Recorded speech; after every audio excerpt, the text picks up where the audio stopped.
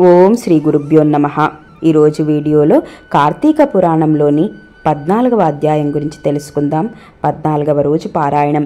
వశిష్ఠుడు చెబుతూ ఉన్నాడు, మిథిలాధీశ, కార్తీక మాసమంతా భక్తితో సర్వధర్మయుతంగా కార్తీక వ్రతాన్ని ఆచరించలేకపోయినప్పటికీ కూడా ఎవరైతే కార్తీక పౌర్ణిమ నాడు వృషోత్పర్గం చేస్తారో వారి యొక్క జన్మాంతర పాపాలన్నీ కూడా నశించిపోతాయి.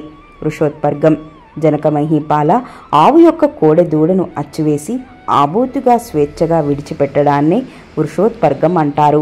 ఈ మానవలోకంలో ఏ ఇతర కర్మాచరణ వలన కూడా అసాధ్యమైన పుణ్యాన్ని ప్రసాదించే ఈ కార్తీక వ్రతంలో భాగంగానే కార్తీక పౌర్ణిమ నాడు పితృదేవతా ప్రీత్యర్థం ఒక కోడె దూడను అచ్చువేసి ఆబోతుగా స్వేచ్ఛగా వదలాలి. అలా చేయడం వలన గయక్షేత్రంలో పితరులకు 1,000,000 సార్ల శ్రాద్ధాన్ని నిర్వహించిన పుణ్యం కలుగుతుంది. యః కోవా సస్మత్కులే జాతః పౌర్ణమాస్యాంత కార్తికే ఉత్ప్రజే దృశ్యభే నీలం తేన తృప్త వ్యయం తిథి కాంక్షంతి నవ శ్రాద్ధూల పుణ్యలోకస్థిత అపి. అంటే పుణ్యలోకాలలో ఉన్న పితరులు సైతం తమ కులంలో పుట్టినవాడు ఎవడైనా కార్తీక పౌర్ణిమ నాడు నల్లని గిత్తను అచ్చువేసి వదిలినట్లయితే మనకు అమిత ఆనందం కలుగుతుంది కదా అని చింతిస్తూ ఉంటారట. రాజా ధనికుడైనా దరిద్రుడైనా సరే జీవితంలో ఒక్కసారైనా కార్తీక పౌర్ణిమ నాడు వృషోత్పర్గం చెయ్యనివాడు అందతామిశ్రం అనే నరకం పొందుతాడు. గయాసార్థం వలన ప్రీతివర్ష ఆబ్దికాలు గాని తీర్థస్థలాలలో తర్పణం వలన కానీ ఈ వృషోత్పర్గంతో సమానమైన ఆనందాన్ని పితరులు పొందరని, గయాశ్రాద్ధ వృషోత్పర్గాలు రెండూ సమానమేనని పెద్దలు చెప్పినా వృషోత్పర్గమే ఉత్తమమైనదని తెలుసుకో. ఇక వివిధ దానములు. ఇక కార్తీక మాసంలో పండ్లు దానం చేసేవాడు దేవర్షి పితృణాల 3 కూడా విముక్తుడవుతాడు. దక్షిణాయుతంగా ధాత్రి ఫలాన్ని దానమిచ్చేవాడు సార్వభౌముడు అవుతాడు. కార్తీక పౌర్ణిమ నాడు దీపదానం వలన త్రికరణకృత పాపాలన్నీ నశించి పరమ పదాన్ని పొందుతారు. కార్తీక పౌర్ణిమ నాడు లింగదానం సమస్త పాపహరకం, అత్యంత పుణ్యదాయకమే కాక ఈ దానం వలన ఈ జన్మలో అనేక భోగాలను అనుభవించి మరొక జన్మలో చక్రవర్తిత్వాన్ని పొందుతారు. ఇక నిషిద్ధ ఆహారాలు. అనంత ఫలదాయకమైన ఈ కార్తీక వ్రతాచరణ సదావకాశం అందరికీ తేలికగా లభ్యమయ్యేది మాత్రం కాదు. అత్యంత ఉత్కృష్టమైన ఈ కార్తీక మాసంలో ఇతరుల అన్నం పితృశేషం తినకూడనివి తినడం, శ్రాద్ధలకు భోజనానికి వెళ్ళడం, నువ్వులను దానం పట్టడం అనే 5 మానివేయాలి. ఈ నెలలో సంగాన్నం, శూద్రాన్నం, దేవార్చకాన్నం, అపరిశుద్ధాన్నం, త్యక్త కర్మడి అన్నం, విధవా అన్నం అనేవి తినకూడదు. కార్తీక పూర్ణిమ అమావాస్యలలోనూ, పితృదివసం నాడు, ఆదివారం నాడు, సూర్య చంద్ర గ్రహణ దినాలలోనూ, వృతిపాత విద్యుత్యాది నిషిద్ధ దినాలలోనూ రాత్రి భోజనం నిషిద్ధం. ఈ నెలలో వచ్చే ఏకాదశి నాడు రాత్రింబవళ్ళు 2 పూటలా కూడా భోజనం చేయకూడదు. ఇటువంటి రోజులలో ఛాయానక్తం అంటే తమ నీడ శరీరపు కొలతకు 2 పడినప్పుడు భోజనం చేయడం ఉత్తమమని మహర్షులు చెప్పారు. పరమ పవిత్రమైన ఈ కార్తీకంలో నిషిద్ధ దినాలలో భుజించేవారు పాపాలు లెక్క లేకుండా పరిగిపోతాయట. అందువలన కార్తీకంలో తైలంతో స్నానం, పగటిపూట నిద్ర, కంచుపాత్రలో భోజనం, పాటాన్న భోజనం, గృహస్నానం, నిషిద్ధ దినాలలో రాత్రి భోజనం, వేదశాస్త్ర నింద అనే ఈ 7 జరపకూడదు. సమర్థులై ఉండి కూడా కార్తీకంలో నదీ స్నానం చేయకుండా ఇంటి దగ్గరనే వేడి నీటి స్నానం చేసినట్లయితే కళ్ళుతో చేసిన స్నానానికి సమానం అవుతుందని బ్రహ్మశాసనం. సూర్యుడు తులాలో ఉండగా నదీ స్నానమే అత్యంత ప్రధానం. చేరువలో నదులు లేనప్పుడు మాత్రమే చెరువులో కానీ, కాలువలలో కానీ, నూతి వద్ద కానీ గంగా గోదావర్యాది మహానదులను స్మరించుకుంటూ స్నానం చేయవచ్చును. ఎక్కడ చేసినా ప్రాతకాలంలోనే స్నానం చెయ్యాలి. అలా చెయ్యలేని వాళ్ళు నరకాన్ని పొంది తరువాత చండాలపు జన్మ ఎత్తుతారట. గంగాది నదీ స్మరణం చేసి స్నానం చేసి సూర్య మండలగతుడై శ్రీహరిని ధ్యానించి ఆ విష్ణు కథా పురాణాన్ని విని ఇంటికి వెళ్ళాలి.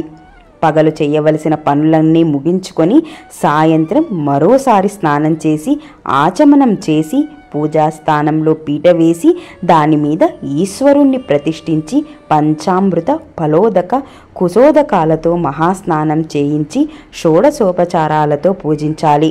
పరమేశ్వరుడి షోడశోపచార పూజాకల్పం. ముందుగా పరమేశ్వరుడైన ఆ పార్వతీపతిని ఆవాహన చెయ్యాలి. తర్వాత ఓం వృషధ్వజాయై నమః ధ్యానం సమర్పయామి అంటూ పుష్పాక్షతలు సమర్పించాలి. ఓం గౌరీ ప్రియాయై నమః పాద్యం సమర్పయామి అంటూ ఒక నీటి చుక్కను విడవాలి. ఓం లోకేశ్వరాయై నమః అర్ఘ్యం సమర్పయామి అంటూ ఒక నీటి చుక్కను విడవాలి. ఓం రుద్రాయై నమః ఆచమనీయం సమర్పయామి అంటూ ఒక నీటి చుక్కని వదలాలి. ఓం గంగాధరాయై నమః స్నానం సమర్పయామి అంటూ నీళ్లను విడిచిపెట్టాలి. తర్వాత ఆపోహిష్టామయో భువః తానే ఊర్జా దధాతాన మహేరణాయ చక్షసే యో వశ్చిత్తమోరసః తస్య భాజయతే హనః ఊషాతిరీవ మాతరః తస్మాదరంగమామావో యశ్చక్షయాయ జిన్వదా ఆపోజనయతాచనః అనే మంత్రంతో నీటితో అభిషేకించవచ్చు. ఓం ఆశాంబరాయై నమః వస్త్రం సమర్పయామి అంటూ వస్త్రాన్ని సమర్పించాలి. ఓం జగన్నాథాయై నమః ఉపనీతం సమర్పయామి అంటూ ఉపనీతాన్ని సమర్పించాలి. ఓం కపాలధారిణే నమః గంధం సమర్పయామి అంటూ కుడి చేతి అనామికతో గంధాన్ని చిలకరించాలి. ఓం ఈశ్వరాయై నమః అక్షతాన్ సమర్పయామి అంటూ అక్షంతలను సమర్పించాలి. ఓం పూర్ణగుణాత్మనే నమః పుష్పం సమర్పయామి అంటూ పువ్వులను సమర్పించాలి. ఓం ధూమ్రాక్షాయై నమః ధూపమాగ్రాపయామి అంటూ అగరవత్తులు లేదా సాంబ్రాణిని ధూపంగా ఇవ్వాలి. ఓం తేజోరూపాయై నమః దీపం సమర్పయామి అంటూ ఒక్క ఒత్తితో ఆవునేతి దీపాన్ని వెలిగించి చూపించాలి. ఓం లోకరక్షాయై నమః నైవేద్యం సమర్పయామి అంటూ యథాశక్తి నివేదన చెయ్యాలి. నివేదన చేసేటప్పుడు ఓం భూర్భువస్సువః తత్సవితుర్వరేణ్యం భర్గో దేవస్య ధీమహి ధియో యో న ప్రచోదయాత్ అనుకుంటూ ఒక పువ్వుతో నివేదిస్తూ పదార్థాల చుట్టూ నీటిని ప్రోక్షించి ఓం ప్రాణాయ స్వాహ, ఓం అపానాయ స్వాహ, ఓం వ్యానాయ స్వాహ, ఓం ఉదానాయ స్వాహ, ఓం సమానాయ స్వాహ, ఓం శ్రీ మహాదేవాయ శివ శివ శివ సంభవే స్వాహ అంటూ స్వాహ అన్నప్పుడల్లా ప్రభువుకి నివేదనం చూపి ఫలాన పదార్థాన్ని నివేదించాము అనుకొని అమృతమస్తు అమృతోపస్తరణమసి ఋతం సత్యేన పరిసికచామి ఉత్తరోపోషాణం సమర్పయామి అనుకొని పదార్థాలు కుడి పక్కన ఒక చుక్క నీళ్లను వదలాలి. పిదప ఓం లోకసాక్షినే నమః తాంబూలాది సమర్పయామి అంటూ 5 తమలపాకులు 2 ఒక్కలు సమర్పించాలి. ఓం భవాయై నమః ప్రదక్షిణాం సమర్పయామి అంటూ ప్రదక్షిణం చేయాలి.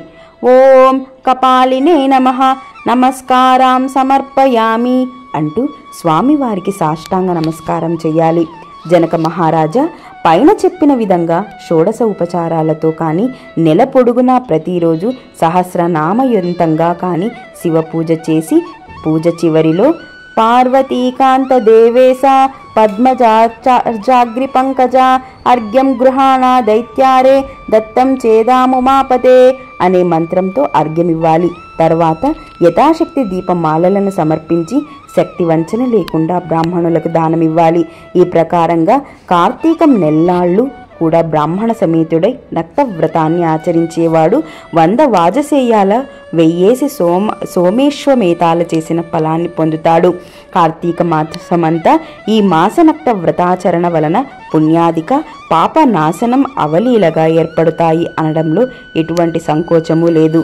కార్తీక చతుర్దశి నాడు పితృప్రీతిగా బ్రాహ్మణులకు భోజనం పెట్టడం వల్ల ఈ యొక్క పీతాళ్ళందరూ కూడా సంతృప్తులవుతారు.